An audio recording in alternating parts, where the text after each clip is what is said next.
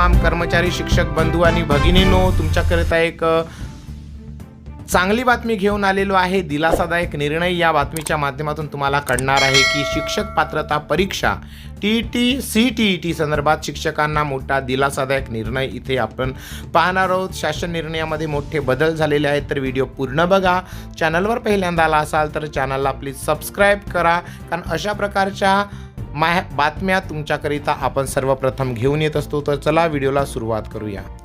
तर बंधूंनो, शिक्षक पात्रता परीक्षेसंदर्भात शिक्षकांना मोठा दिलासा मिळालेला आहे.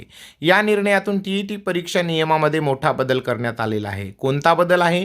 तर शिक्षक पात्रता परीक्षा शासन निर्णयात बदल करण्यात येत असून या सुधारित नियमानुसार आता शिक्षकांना शिक्षक पात्रता परीक्षा उत्तीर्ण होण्याच्या अधिक संधी उपलब्ध होणार आहेत.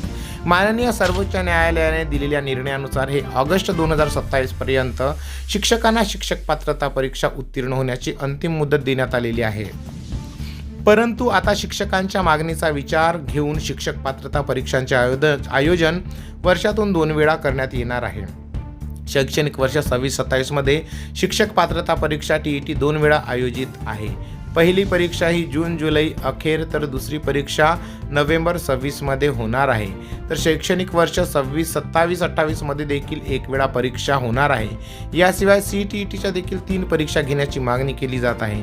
यामुळे शिक्षकांना ऑगस्ट 27 पर्यंत तब्बल 6 पेक्षा अधिक संधी उपलब्ध होणार आहे आणि यामुळे शिक्षकांना शिक्षक पात्रता परीक्षा पास होण्यासाठी जास्त संधी उपलब्ध झाल्याने त्याचा फायदा होणार आहे.